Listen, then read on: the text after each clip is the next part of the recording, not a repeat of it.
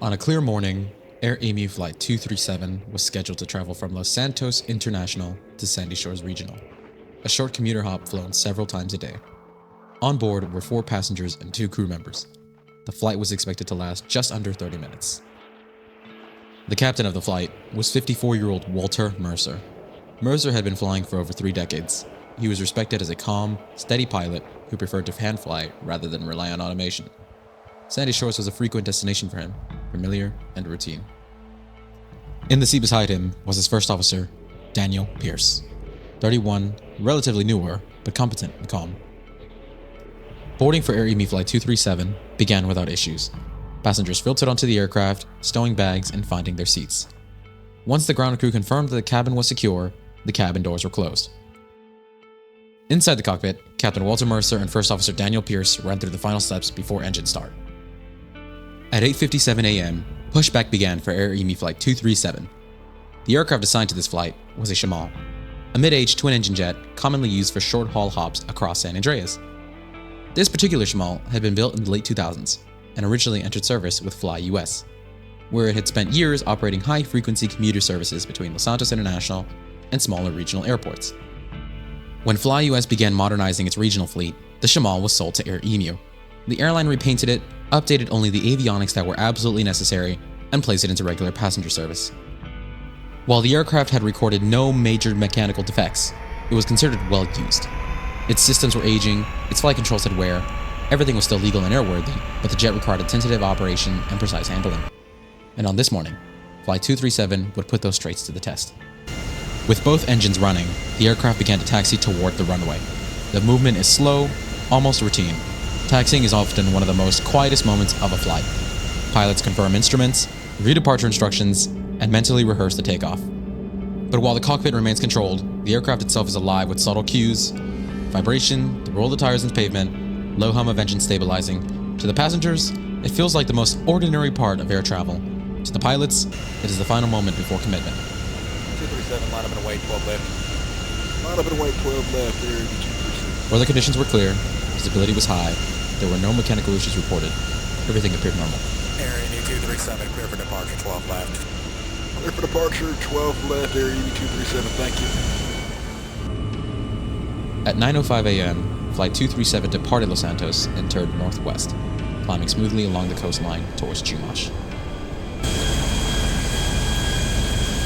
Area 237, Santos Center, with you at 700 feet, climbing to flight level 020. Emu 237, radar contact, turn right at 050, find flight level. The flight continued without incident, communications were routine, the cabin was quiet. Nothing suggested the tragedy that was approaching.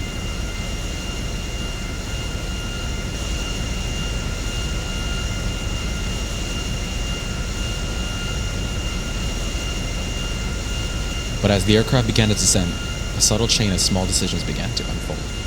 Together, these decisions would place the aircraft in a dangerously slow approach, one that neither pilot fully recognized until it was too late.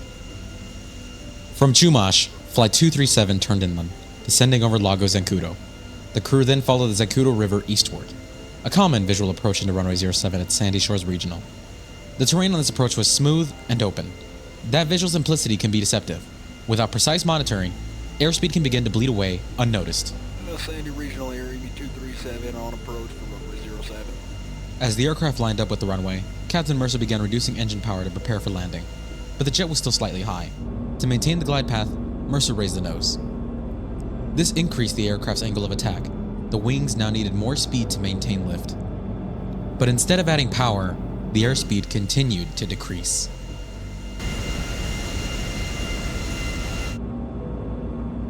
Hey, the airspeed's turning low. I've got it. It's low. Captain, go around. I'm trying.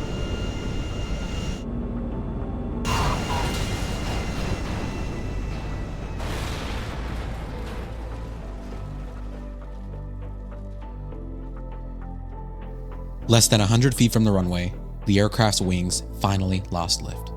With no altitude left to recover, Flight 237 dropped hard and struck the ground just short of Runway 07. The force of the impact tore the landing gear from the fuselage and split the airframe across the midsection. A ruptured fuel line ignited almost immediately, sending flames along the cabin and the right side of the wreck. Smoke rose quickly across the desert flats as debris scattered over the dry ground. Within moments, the quiet approach had become a scene of devastation.